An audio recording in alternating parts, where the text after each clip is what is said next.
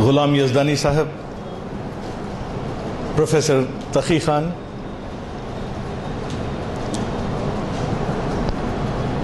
معززین جو شینشین پر تشریف فرما ہیں اور جو اس وقت میرے سامنے ہیں،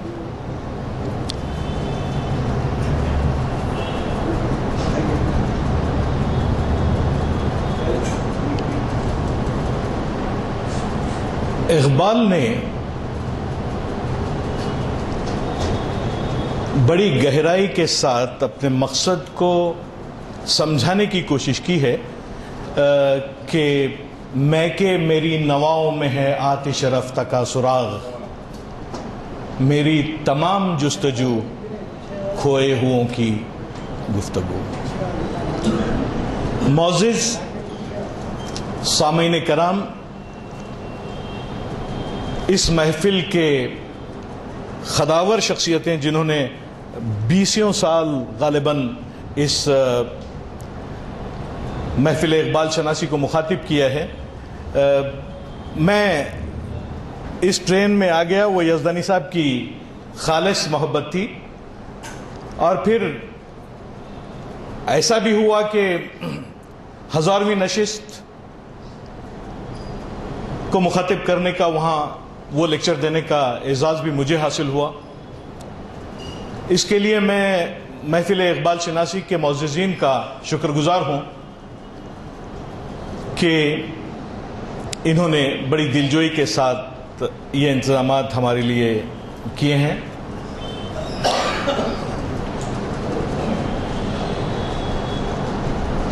محفل اقبال شناسی کا جو مقصد اور منشا مجھے سمجھ میں آیا، جس کی وجہ سے میں نے بھی کوشش کی کہ کچھ اقبال سے متعلق باتیں آپ حضرات سے کی جائیں، تو اس کی وجہ یہ تھی کہ ڈاکٹر یوسف حسین خان نے روح اقبال میں لکھا ہے کہ جون جون زندگی کی وسعت اور تجربے میں اضافہ ہوتا ہے، ہمارے سامنے امکانات کا ایک وسیع میدان مستقبل کے تاریک گوشوں کی صورت میں موجود ہوتا ہے۔ ان تاریک گوشوں میں ہم اپنے احساس اور شعور کی شمع جلا کر روشنی کر سکتے ہیں۔ علامہ اقبال کا جو پہلا شعر میں نے آپ سے کہا، وہ تلاش اور جستجو کی ایک منزل ہے، جس کی وجہ سے محافل اقبال شناسی کی قدر اور اہمیت بہت بڑھ جاتی ہے۔ اس پہ کچھ سوالات ہو سکتے ہیں کہ کتنا استفادہ ہم لوگوں نے علامہ اقبال سے کیا ہے، کیونکہ علامہ اقبال سمپلی ایک ادیب کی شکل میں ہمارے سامنے نہیں آتے، بلکہ علامہ اقبال ایک ایسی شخصیت ہے جس نے اپنے دور کو دیکھا، اپنے پچھلے دور کو دیکھا، اور آنے والے دور کی فورکاسٹنگ میں بھی انہوں نے کافی مدد کی کہ جس مقام سے وہ گزر رہے تھے، اس مقام پہ ہزاروں قافلے لٹ چکے تھے، اور بے شمار قومیں جو اس زمانے میں تھیں ایک نئے دور میں داخل ہو رہی تھیں، تو علامہ اقبال کی پوری شاعری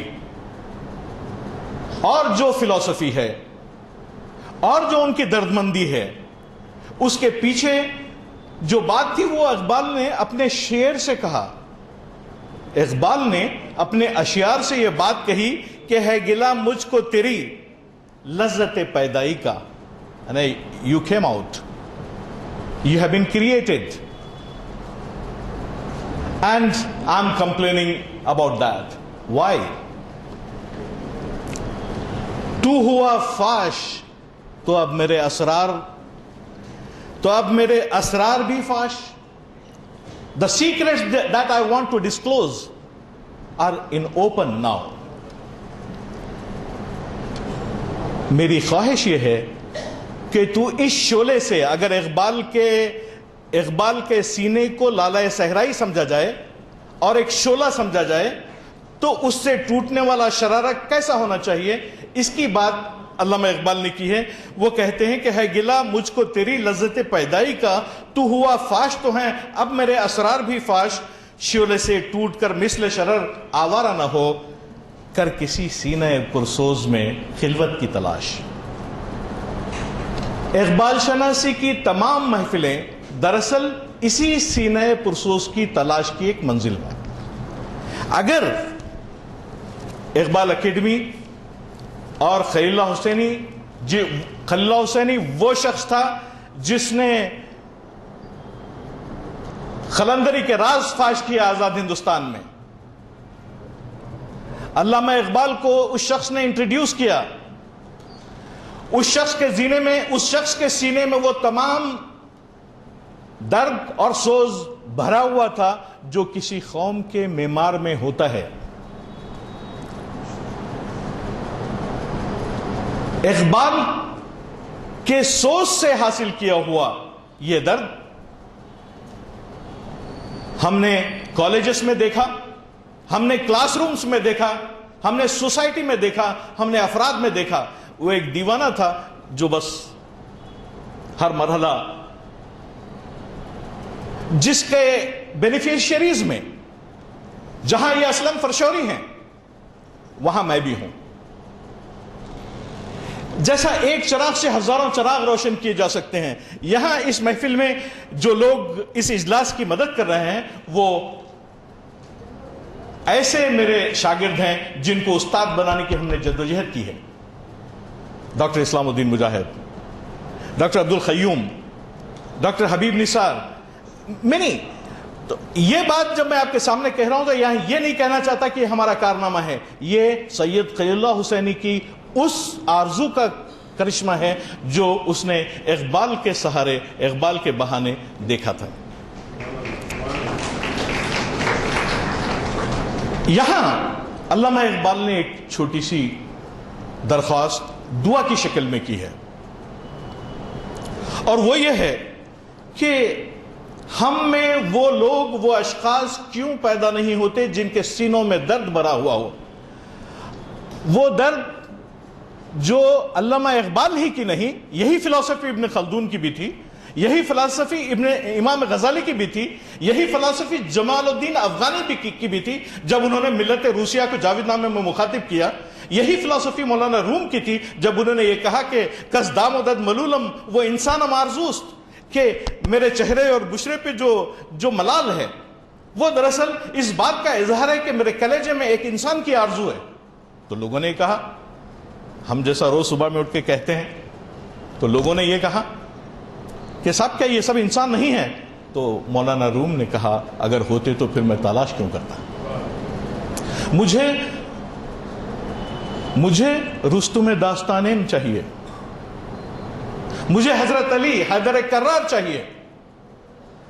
अकीदत तो अपनी जगह मुसल्लम है, लेकिन जमीन पे भी वो हकीकत होनी चाहिए। चुनाचे अल्लामा इकबाल ये कहते हैं कि दिगरगू है जहां तारों की गर्दिश तेज है साकी, दिले हर जर्रा में गुगाए रस्ता खेज है साकी, मताए दीन और दानिश लुट गई अल्लाह वालों की। ये किस काफिर अदा का गुमज़े खुरेज है साकी? Do you know who is this काफिर अदा? अल्लाह करे कि बात पता चले। ना उठा फिर कोई रूमी अजम के लालाजारों से, वही आबो गिल ईरान वही तबरेज है साकी। तो इकबाल शनासी की जो महफिलें हैं वो दरअसल इस बात का 1000 महफिलों का इनेकाद कुछ मामूली बात नहीं होती। एक सीना चाहिए होता है, एक तसलसल चाहिए होता है। आजकल तो व्हाट्सएप की दुनिया में आपको मुबारक, गुड मॉर्निंग और वगैरह से आगे बढ़ने की तौफीक न हो तो कहां आप जो हैं बाले जिब्रील और ज़रब कलीम से निकल के ज़बूर अजम और जावेदनामे की तरफ रवाना होंगे। जितनी बदनसीबी का इजहार मिल्लत इस्लामिया इस दौर में कर रही है, उसकी तारीख राजकुमारी से लेके आप यूरोप के किसी और मुकाम तक आप देख सकते हैं। ये बातें समझने की हैं। इन बातों के समझने के साथ साथ ये भी जरूरी है कि इस वक्त हमारी पोजीशन क्या है, हम क्यों महफिल इकबाल शनासी का इनेकाद करें, हम क्यों इकबाल आपको पढ़ाएं या कोई आपको पढ़ाए, या आप खुद क्यों पढ़ें, या फिर आपके बच्चे क्यों पढ़ें इसको। اقبال نے بڑی خوبصورتی سے ایک حقیقت کا نقشہ کھینچا ہے. تم ہو آپس میں غضبناک، وہ آپس میں رحیم. کون؟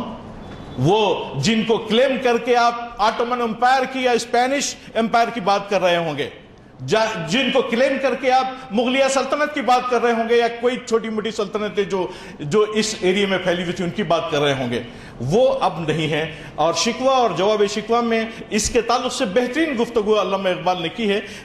اس کا ایک عنصر یہ ہے کہ تم ہو آپس میں غضبناک، وہ آپس میں کریم. تم خطاکار و خطابی، وہ خطا پوش و کریم.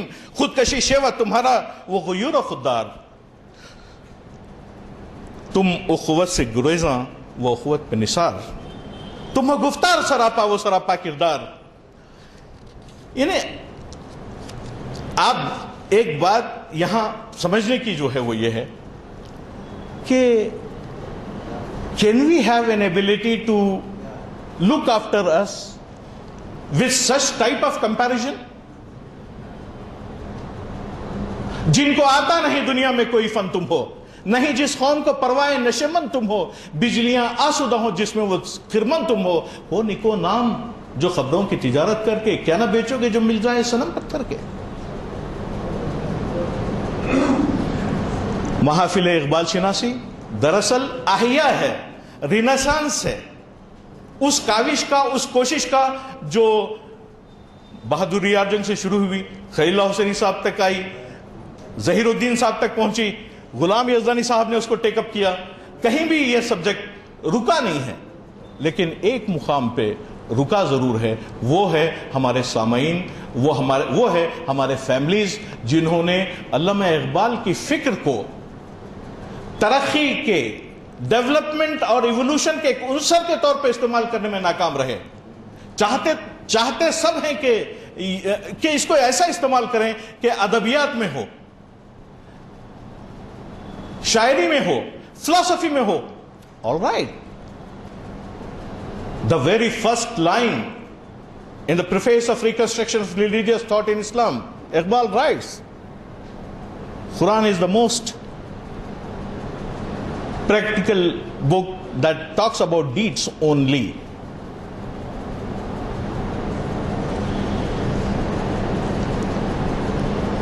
موجودہ دور میں ہم جس حالات کا شکار ہیں وہ دراصل ٹارگٹ ہے محافل اقبال شناسی کا.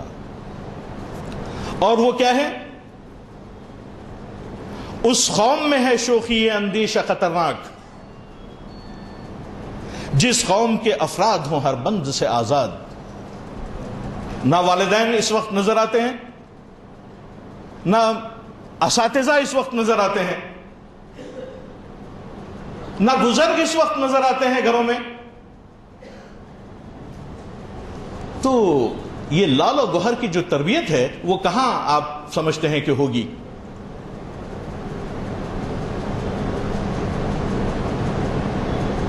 یہ سبجیکٹ انتہائی قابل غور سبجیکٹ ہے.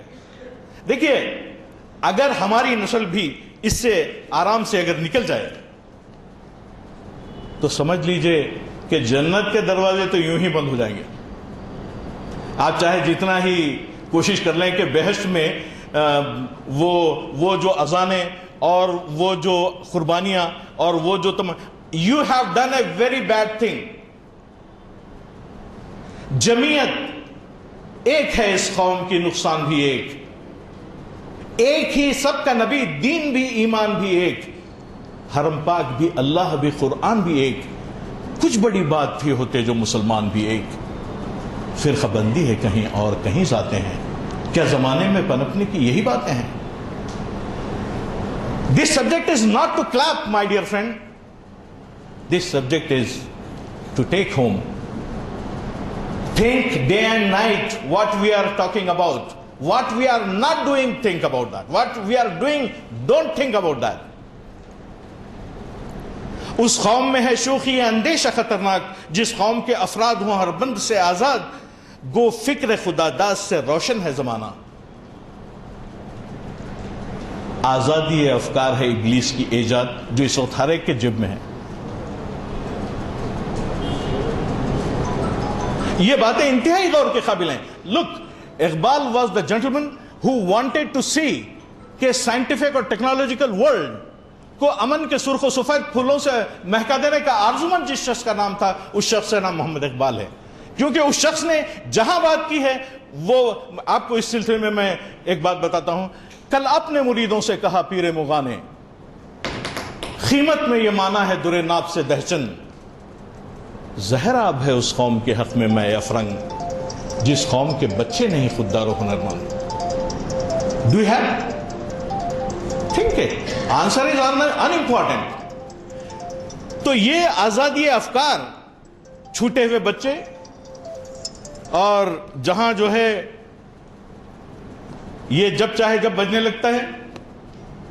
جب آپ والد صاحب کے پاس جاتے ہیں تو وہاں والد صاحب اویلیبل نہیں ہوتے کیونکہ he is busy with this. And when mother goes to a child he is busy with this because and mother may not be available, son may not be available, children may not be available. It does not mean that we are not going to use the technology. It means this, okay, be careful. مومن کی بصیرت کا استعمال کیجئے. میں یہاں اپنی بات زیادہ کرنا نہیں چاہتا کیونکہ ایک میسیج مجھے آپ کو تھوڑا سختی سے بھی دینا تھا اور تھوڑا نرمی سے بھی اور تھوڑا سا محبت سے بھی, کہ ہم لوگ کیوں ہمارے سینے شرر آباد نہیں, ہم وہی سختہ سامہ ہیں, تجھے یاد نہیں؟ وہاں آپ شکوے میں تو یہ کہہ دیے کہ تیرے کعبے کو جبینوں سے بسایا کس نے, تیرے قرآن کو سینوں سے لگایا کس نے, تھے تو آبا وہ تمہارے ہی مگر تم کیا ہو جواب شکوے میں. Why we are not practicing? That is a question.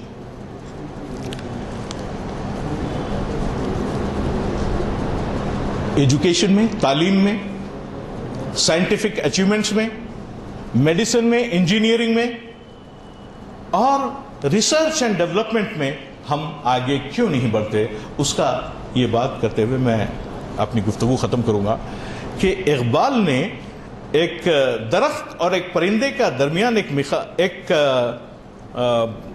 گفتگو کو لکھا ہے, وہ آپ پہ بہت کام آئے گی. اگر آپ کے بچوں کو بہت کام آ جائے تو مجھے بڑی خوشی ہوگی. کہا درخت نے ایک روز مرغ صحرا سے, ستم پر غم کدے رنگ بو کی ہے بنیاد, خدا مجھے بھی اگر بالوں پر عطا کرتا شگفتہ اور بھی ہوتا یہ عالم ایجاد. درخت پرندے سے یہ کہہ رہا ہے کہ خدا مجھے بھی اگر بالوں پر عطا کرتا شگفتہ اور بھی ہوتا یہ عالم ایجاد. دیا جواب اسے خوب مرغ صحرا نے, غضب ہے داد کو سمجھا ہوا ہے تو بیداد, جہاں میں لذت پرواز حق نہیں اس کا, جہاں میں لذت پرواز حق نہیں اس کا, وجود جس کا نہیں جذب خاک سے آزاد. اساتذہ کے لیے, والدین کے لیے اور معاشرے کے تمام درد مند لوگوں کے لیے اقبال کا یہ میسیج ہے. اقبال شناسی کی طرف سے بھی, میری طرف سے بھی شکریہ.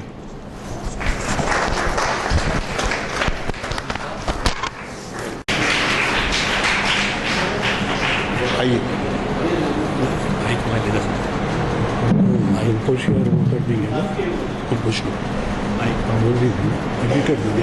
میں ہمارے معتمد جناب عبداللہ صدیقی صاحب سے درخواست کروں گا کہ وہ ہمارے مہمان خصوصی کی خدمت میں گل پیش کرنے کی ساتھ حاصل. میرے خیال سے ہمارے جو صدر ہیں غلام رضوانی صاحب, وہ ان کی خدمت میں یہ گل پیش کریں.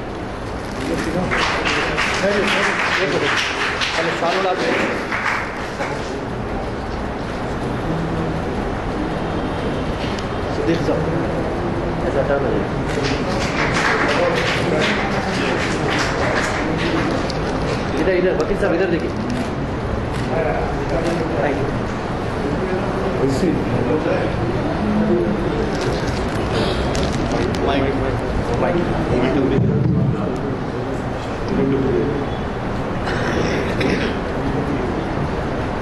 معزز غلام رضوانی صاحب صدر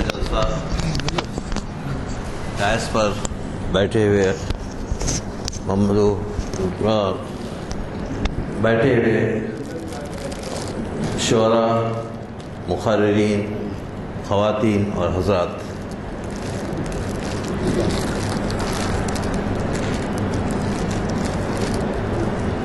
میں سوچ رہا ہوں کہ کہاں سے شروع کروں، لیکن اس بات سے شروع کرنا چاہتا ہوں کہ هو الاول والآخر والظاہر والباطن، کہ اول بھی اور آخر بھی، ظاہر بھی اور باطن بھی۔ اس طریقے سے اقبال شناسی کے پہلے جلسے سے لے کر آج تک کے یہ 1000ویں جلسے کے میں کوئی مختلف مراحل میں اگر شریک رہا ہے تو میں ہوں،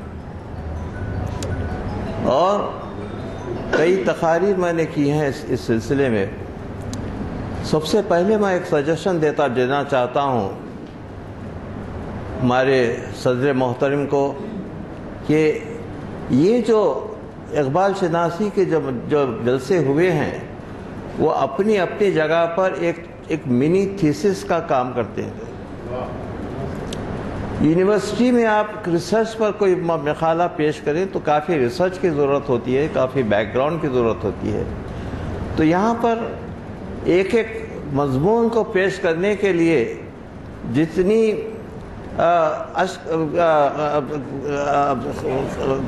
محنت کی ضرورت ہوتی ہے اس سے کچھ زیادہ محنت آپ کو نظر آئے گی اس میں، اور ہر مقالہ اپنی جگہ پر ایک ماسٹر پیس ہے۔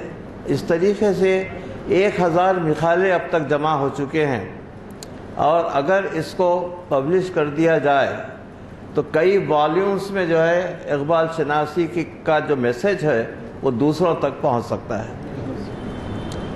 دوسرا مشورہ یہ ہے کہ اس کو اردو زبان سے نکال کر کوئی مغربی زبان جیسے انگلش میں اس کا اگر ترجمہ کر دیا جائے، اور انگلش میں ترجمہ کرنے والے کئی لوگ ہیں، اور ولیم چٹک سے لے کر اور دوسرے جتنے انگریز اور وہاں کے مورخ اسلام پر کام کر رہے ہیں، وہ بڑی خوشی کے ساتھ اس کا ترجمہ کرنے کے لیے تیار ہو جائیں گے، تو اس کا ترجمہ کروا لیجئے، اس طریقے سے یہ انٹرنیشنل ہو جائے۔ اب سوال یہ پیدا ہوتا ہے کہ اقبال ہی کیوں ایسا شاعر ہے جس کا کلام اتنا وسیع ہے کہ نہ صرف ہم 1000 کے سال کے 1000 جلسے موقع 1000ویں اجلاس کے موقع پر ہیں یہاں پر موجود، بلکہ نیکسٹ 1000 جلسوں کا مواد بھی موجود ہے اور موجود رہے گا انشاءاللہ، اور نکلتا ہی رہے گا۔ تو اقبال اتنا ہی انٹرنیشنل ہے جتنا انٹرنیشنل قرآن ہے، سلوت جتنا انٹرنیشنل قرآن ہے اتنا ہی انٹرنیشنل اقبال ہے۔ قرآن کیوں انٹرنیشنل ہے؟ اس لیے کہ قرآن نے پہلی مرتبہ یہ دعویٰ پیش کیا ہے کہ لا ردبن ولا یابسن الا فی کتاب مبین، کہ کوئی خشک اور تر ایسا نہیں ہے جو اس کتاب میں موجود نہیں ہے۔ اب یہ لوگ پوچھ رہے ہیں کہ کیا یہ چیز اس کتاب میں ہے؟ آپ ان سے یہ پوچھئے کہ یہ کون سی چیز کتاب میں نہیں ہے جس کے متعلق آپ کو اعتراض ہے۔ اس طریقے سے اقبال کی فلسفی کا جو بیس تھا وہ مغربی بیس نہیں ہے۔ انہوں نے مغرب سے ضرور پھول چنے تھے، لیکن اپنی اپنی جگہ تک اس کو رکھا، لیکن اگر ایک پھول مالا تیار کیا ہے اسلامی فلسفے کا، وہ قرآن کی بیسس پر ہے، اور قرآن جس طریقے سے انٹرنیشنل ہے یہ بھی اسی طریقے سے انٹرنیشنل ہے۔ تو اس کا میں صرف 2 پوائنٹس آپ کے سامنے آج پیش کرنا چاہتا ہوں، انشاءاللہ کسی اور موقع پر جو آپ میری تقریر کو سنیے گا۔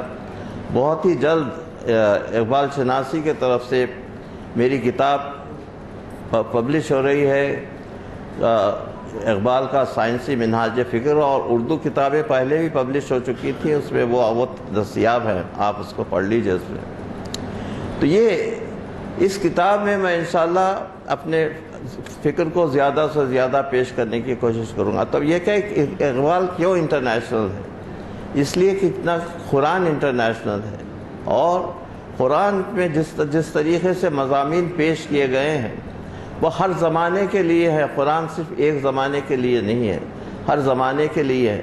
جو بھی قرآن سے وابستگی اختیار کرے اس کا کلام بھی اسی طریقے سے ہمیشہ کے لیے ہو جاتا ہے۔ تو اقبال نے اپنے کلام کو قرآن سے اتنا منسلک کیا اور قرآن کی بیسس پر اتنا کام کیا کہ جس طریقے سے قرآن ہمیشہ کے لیے ہے، اقبال کا کلام اپنے چند گوشوں کے ساتھ انشاءاللہ قیامت تک رہے گا، اور یہ اقبال کے لیے انٹرنیشنل امیج ہے۔ پہلا کام جو قرآن نے کیا وہ یہ ہے کہ انسان کو فطرت سے قریب کرنے کا کام، کہ انسانی فطرت جو ہے، یہ دیکھیے اس کو یہ فلاسافیکل اور سائنٹیفک پوائنٹ ہے جو میں چند الفاظ میں اور مختصر مدت میں آپ کے سامنے دوران میں پیش کرنا چاہتا ہوں کہ انسان کی فطرت کو اللہ کی فطرت سے قریب کر دینے کا کام۔ یہ سورہ روم کی آیت نشان 30 سے آج اقبال کے اس جلسے میں میں چاہتا ہوں کہ قرآن کے چند سورے اس میں شامل ہو جائیں تاکہ ان کی روح کو ثواب پہنچے، اور اس کے علاوہ مضمون کو آئندہ آگے بڑھانے میں۔ فاخم یہ سورہ روم کی آیت نشان 30 ہے، 30 فاخم وجہک للدین حنیفہ فطرت اللہ التی فطر الناس علیہا،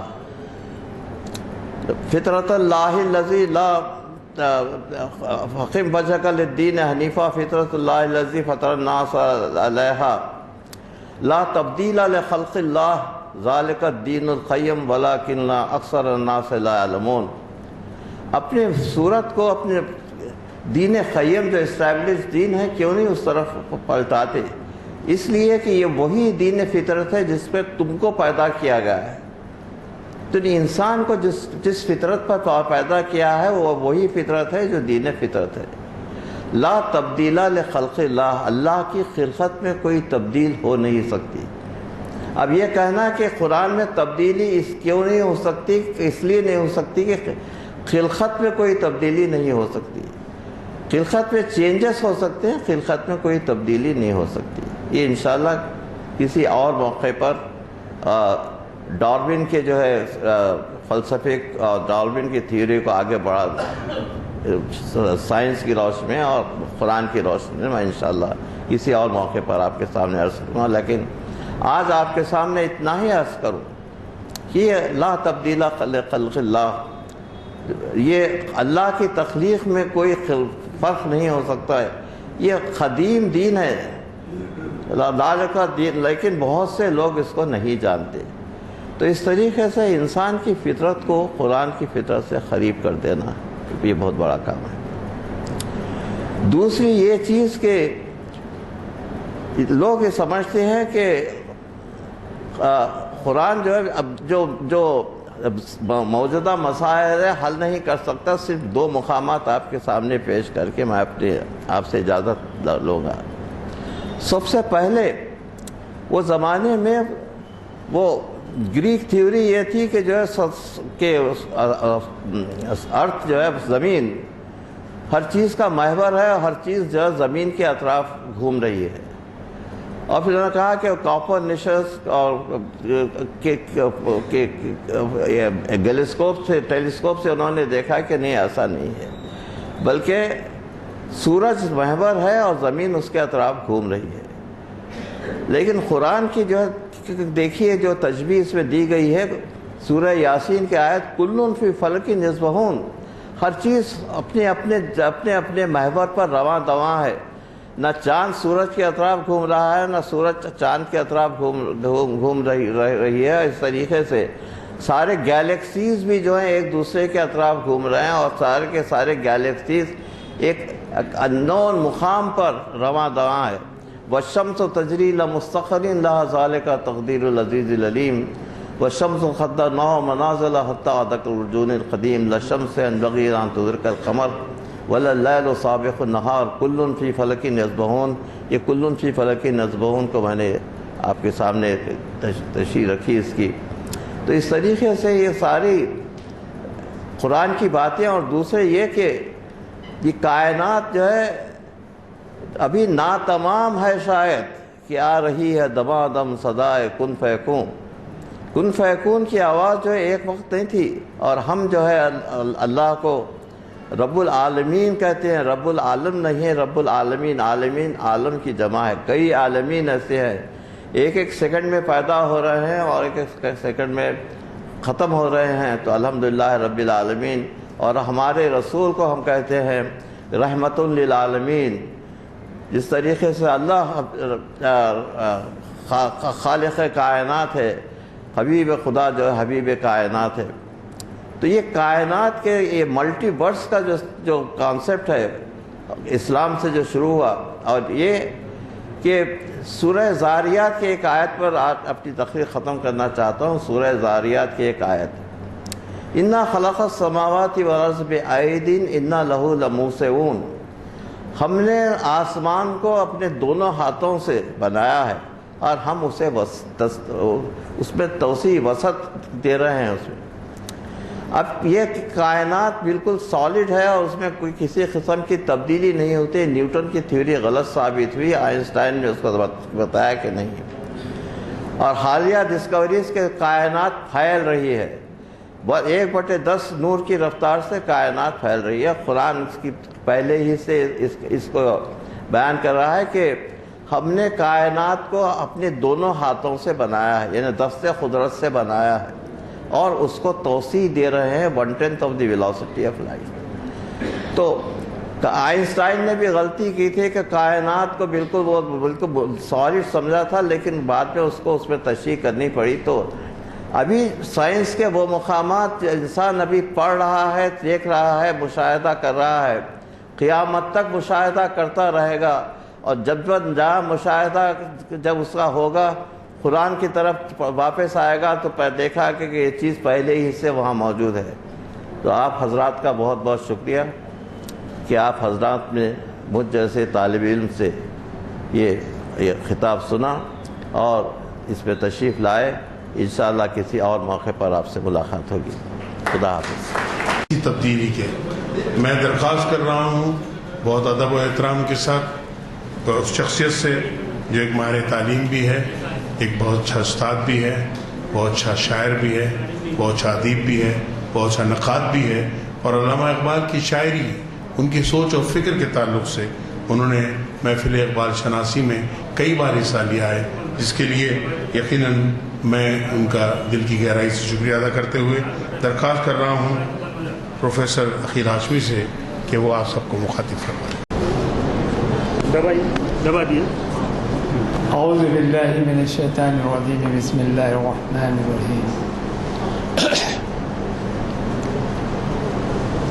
اقبال شناسی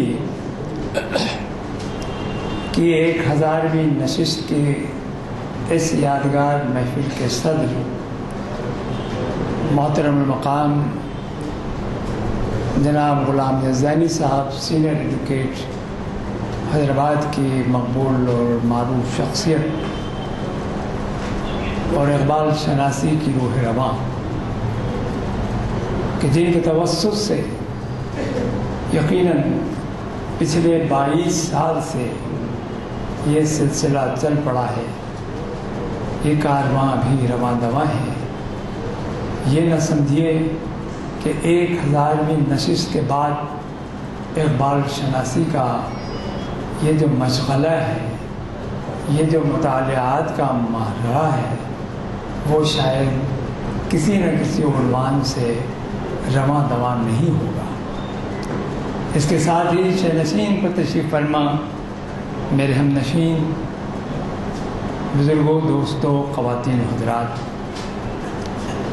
یہ اس میں اتفاق نہیں بلکہ ایک حقیقت ہے کہ اقبال شناسی کے وہ مرحلے جو ہمارے بزرگوں نے حیدرآباد کی سرزمین پر شروع کیے تھے، کہ جن کا تذکرہ محترم غلام ملتانی صاحب اپنے خطبہ استقبالیہ میں انہوں نے فرمایا، میں اس کا اعادہ نہیں کرنا چاہتا، لیکن اتنا ضرور کہوں گا کہ وہ سلسلہ جو کبھی حسن یار جنگ سے، بہادر یار جنگ سے ہوتا ہوا محترم خلیل اللہ حسینی صاحب اور پھر ظہیر الدین صاحب، مستر مجاز صاحب جیسی ماہرانہ نظر رکھنے والی شخصیتوں کے درمیان جب ہم جیسے طالب علم بھی آپ کے روبرو کھڑے ہوتے ہیں تو ایک فخر کا احساس ہوتا ہے کہ ایک طالب علم کی حیثیت ہی صحیح،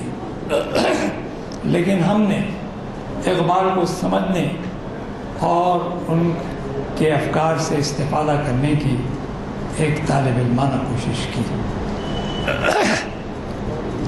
محترم بزرگوں، دوستوں، میں زیادہ وقت نہیں لوں گا، اس لیے کہ ابھی ہمارے درمیان ایک بہت عظیم شخصیت ایم تقی خان صاحب نے اپنی مخاطبت سے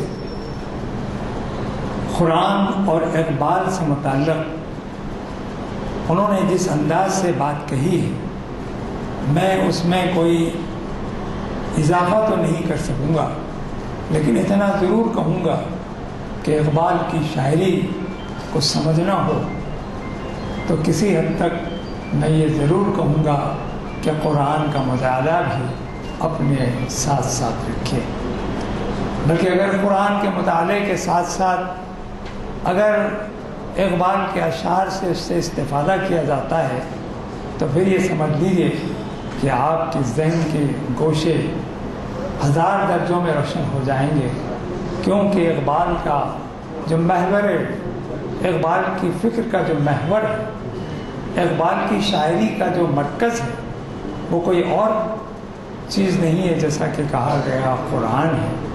لیکن میں اتنا ضرور کہوں گا کہ اقبال کی شاعری کا محور ان تین باتوں کے درمیان شاعر اپنے مدار کو بنائے ہوئے ہے، اور وہ ہے عشق و محبت،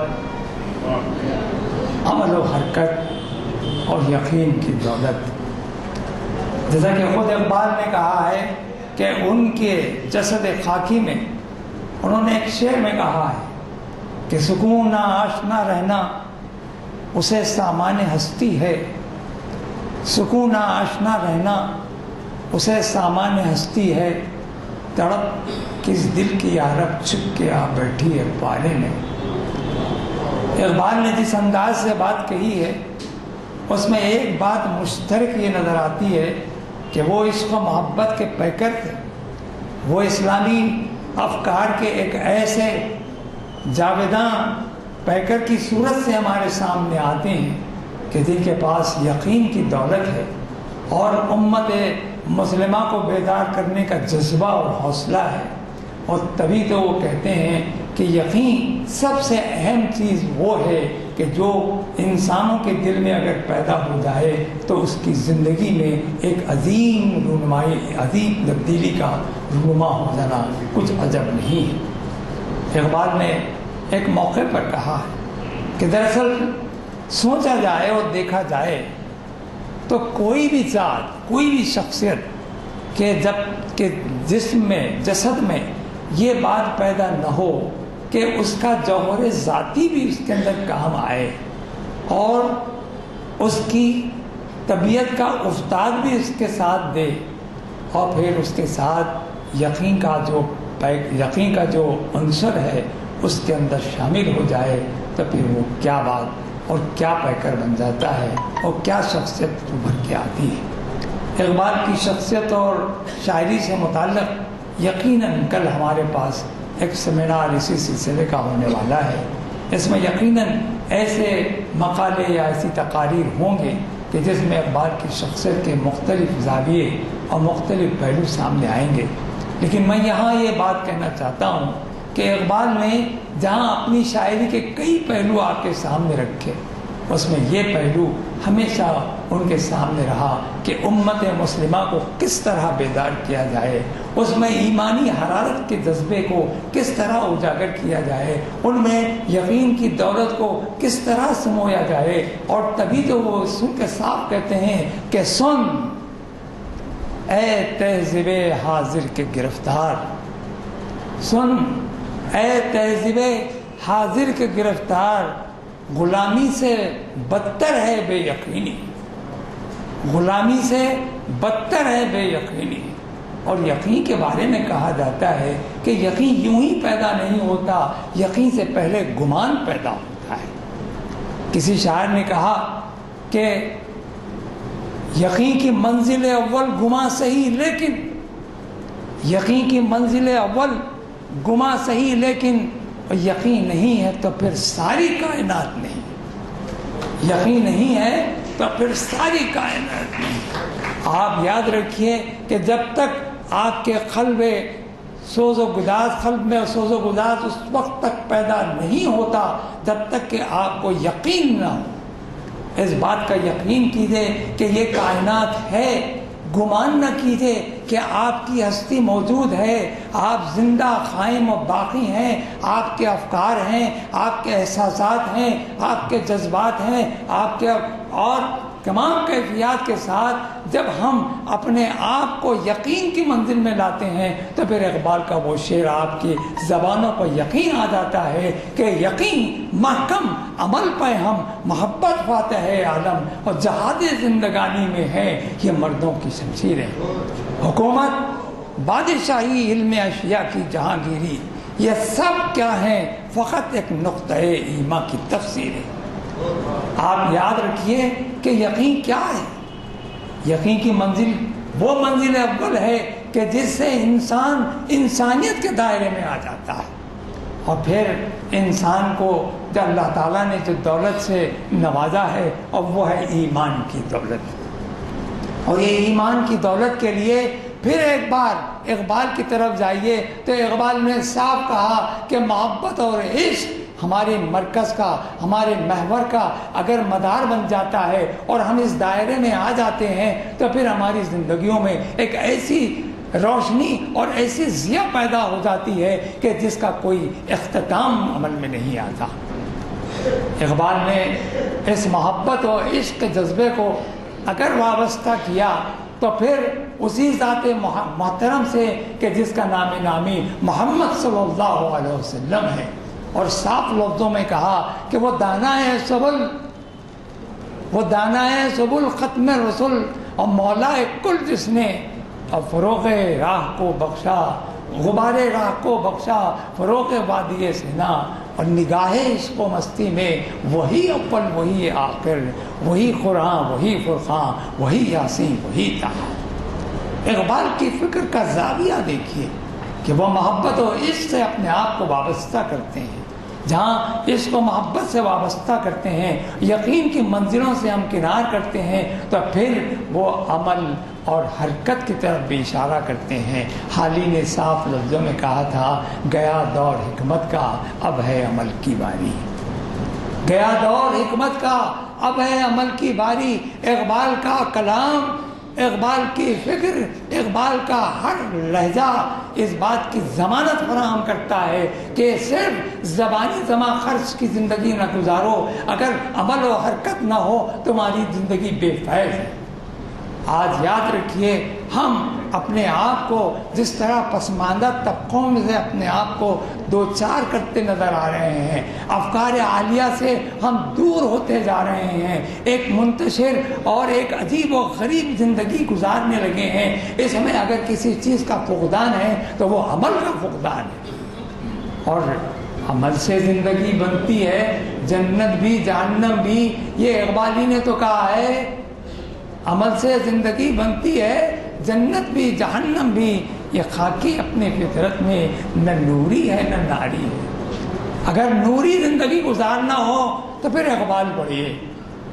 اگر نوری زندگی میں اپنے آپ کو بسر کرنا چاہتے ہو، اپنی زندگی کو تابندہ بنانا چاہتے ہو تو پھر اقبال کے اس کلام کو پڑھیے جس کا نام ہے بانگ درا ہے.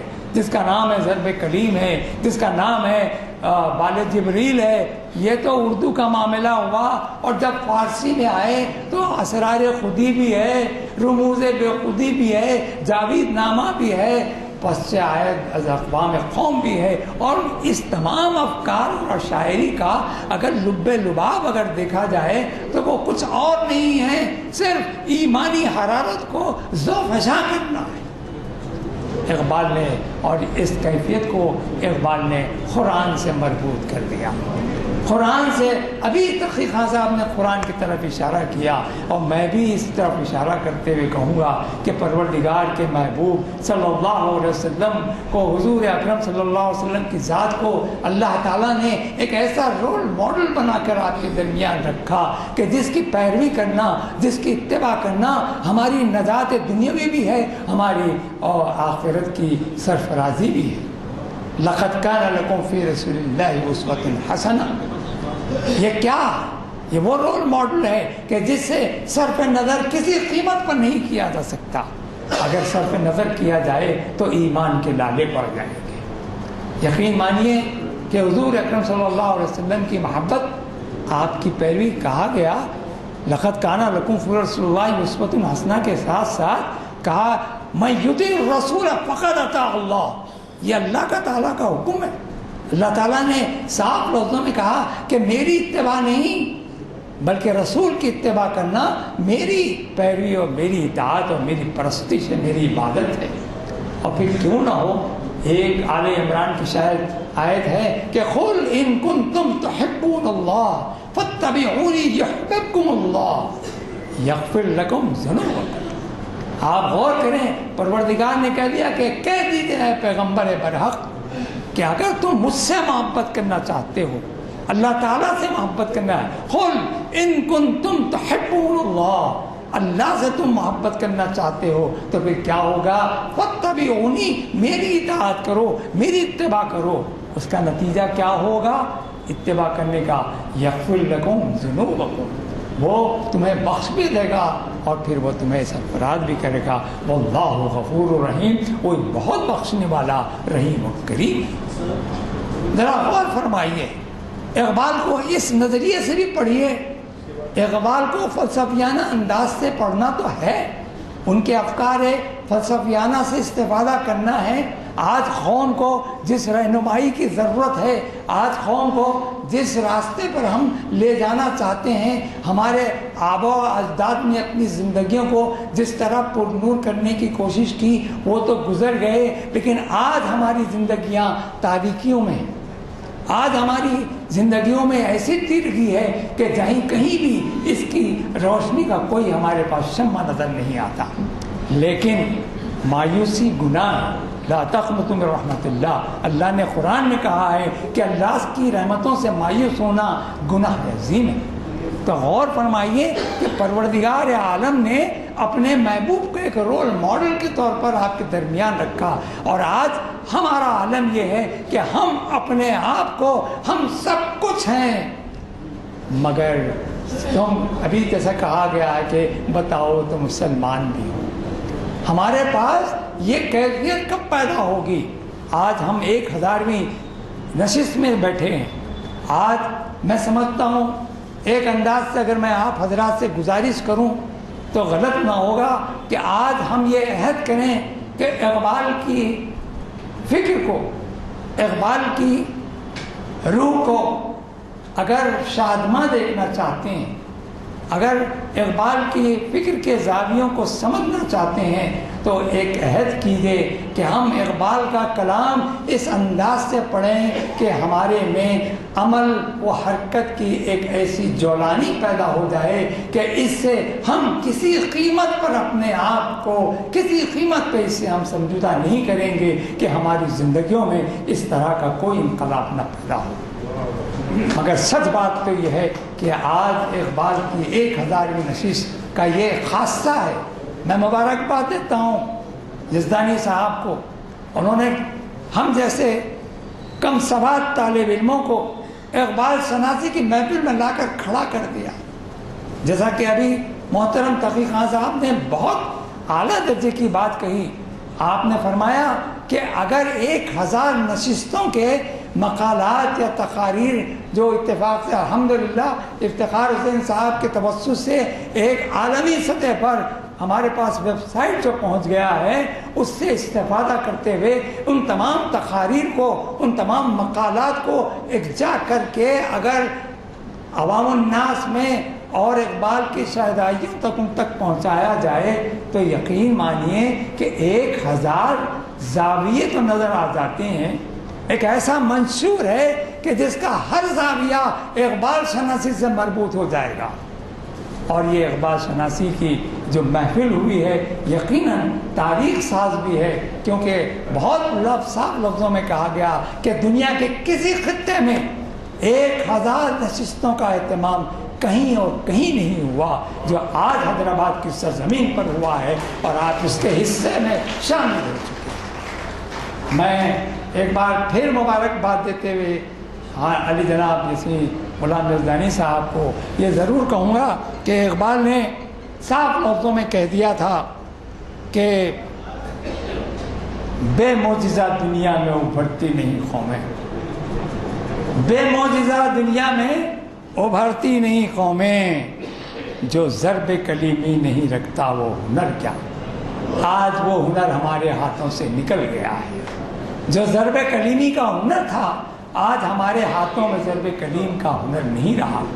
ضرورت اس بات کی ہے میرے بزرگوں، دوستوں، بھائیوں، بہنوں، کہ آج اقبال کے کلام کے ذریعے سے ہم اس ضرب کلیمی کے ہنر کو سیکھنے کی صحیح و جستجو کریں، اور اسی میں ہمارا شاید ہمارا بھلا بھی ہے، ہماری آخرت کا بھی ایک سودا ہمارے سامنے آ جائے گا۔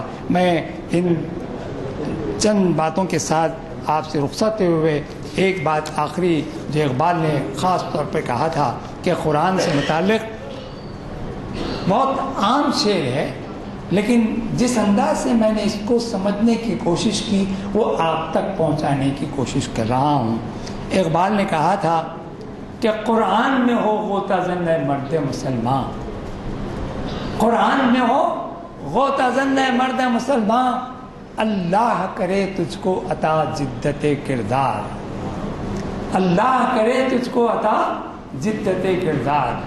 میرے دوستوں، بزرگوں، بھائیوں، بہنوں، یہ بات سمجھ میں نہیں آتی کہ جدت کردار کیا ہوتا ہے۔ کردار کے معنی یہ ہوتا ہے کہ کسی کی نشست و برخاست، ملنے کا سلیقہ، جذبات کا اظہار، گفتگو کا انداز اور اخلاق و آداب کے سامنے یہ جو باتیں ہمارے سامنے آتی ہیں وہ کردار ہی کا تو ایک زاویہ بن کر ہمارے سامنے آتی ہیں، لیکن یہ جدت کردار کی بات جو اقبال نے کہی ہے وہ ہماری سمجھ سے باہر ہے کہ آخر یہ جدت کردار کیا ہے۔ تو مجھ عاجز اور کم سواد طالب علم نے اس پر غور کیا تو یہ مجھے اندازہ آیا، مجھے ایک فکر لاحق ہوئی کہ جدت کردار پر گفتگو کرنے سے پہلے یہ سوچ چلے کہ یہ جدت کردار ہوتا کیا ہے۔ یہ جدت، نیا پن، کردار میں نیا پن کیا لائے گا؟ کیا سچائی ہوگی؟ کیا حق گوئی و بے باکی ہوگی؟